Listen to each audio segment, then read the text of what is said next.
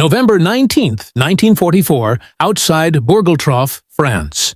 The morning mist clung to the frozen fields as a German anti-tank gunner, Hans Schmidt, peered through his gun sight at a column of approaching Sherman tanks. For 3 days, his unit had been locked in battle with these same Americans. Yet something defied everything Nazi racial instructors had ever told him. The lead tank, scarred and smoking from repeated hits, still advanced undeterred. Through his scope, Schmidt saw the tank commander, a black American soldier, exposed in the turret, firing the .50 caliber machine gun with fearless precision. That man was Staff Sergeant Ruben Rivers of the 761st Tank Battalion. Schmidt didn't know his name, but the sight would haunt him forever. Not for its violence, but because it shattered every myth he'd been taught about racial superiority. The inferior soldiers were displaying courage that eclipsed anything he had seen in 5 years of war.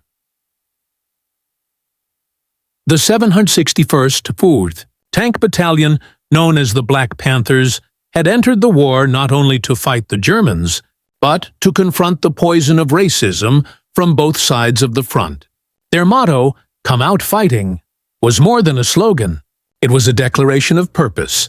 Formed in March 1942 and activated a month later in Louisiana, the 761st was born of political necessity, not progress. The U.S. War Department had created the all-black unit to maintain Negro morale, doubting their ability to fight. While white units shipped overseas after 16 weeks of training, the 761st trained for over 2 years, mastering armored warfare because they knew one mistake would condemn their entire race. Their commander, Lieutenant Colonel Paul L. Bates, a white veteran of World War I, saw their potential when few others did.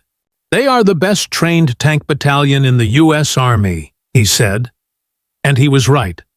Among Bates's men were giants of character and skill.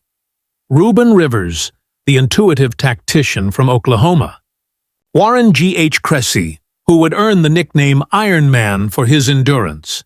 And Lieutenant Jack Roosevelt Robinson, Jackie Robinson, who would one day break baseball's color barrier but lost his chance at combat after refusing to move to the back of a segregated bus.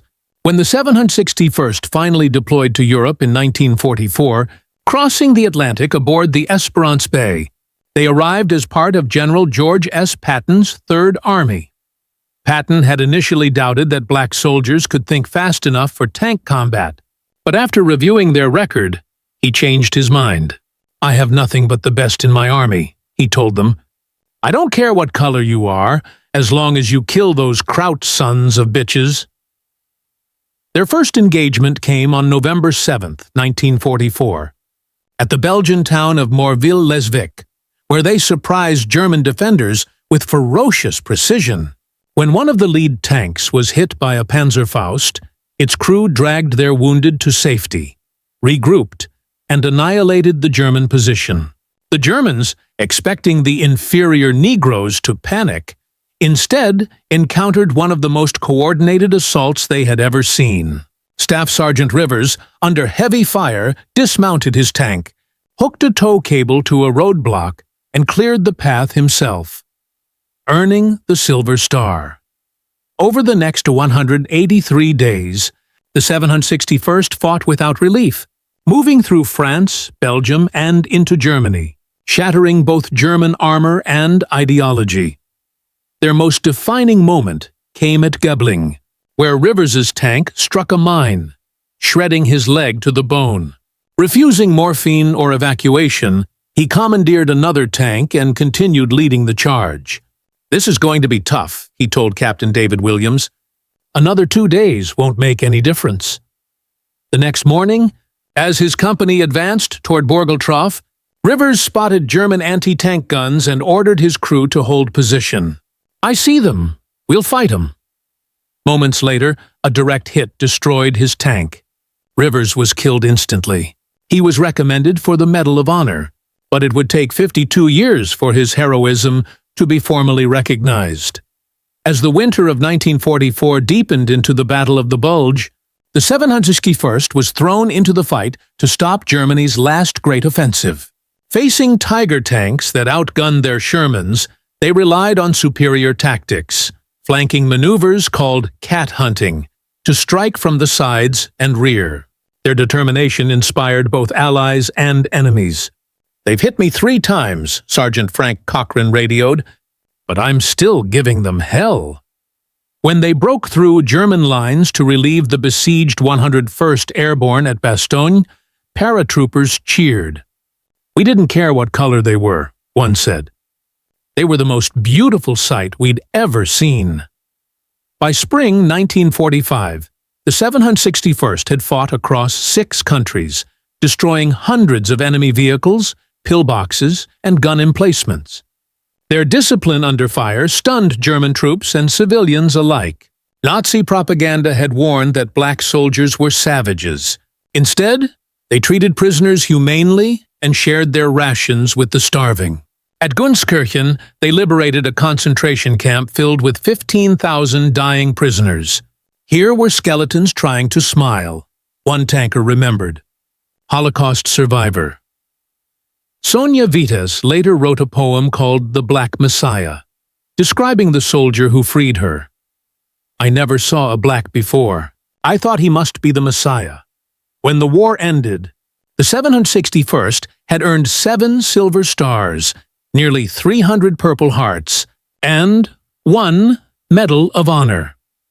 But their return to America was bittersweet. Many came home to segregation, unable to eat in restaurants or sit at the front of buses, even as German POWs were treated better. It wasn't until 1978 that President Jimmy Carter awarded them the Presidential Unit Citation, and in 1997, President Bill Clinton finally bestowed the Medal of Honor upon Ruben Rivers. No African American who deserved the Medal of Honor for World War II received it, Clinton said. Today, we fill that gap. Their legacy reshaped the U.S. military. Their performance helped convince President Truman to sign Executive Order 9981, desegregating the armed forces in 1948.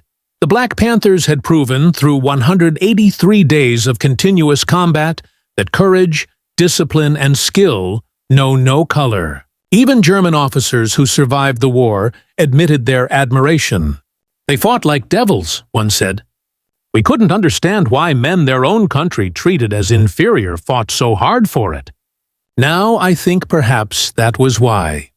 The men of the 761st fought 2 wars, one against Nazi Germany and one against the racism that shadowed them at home.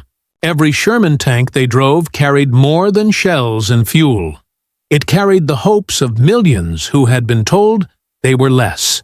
And when those tanks rolled across Europe, they didn't just crush German armor. They crushed the lie of racial inferiority beneath their treads. For 183 days without relief, they came out fighting, and never stopped.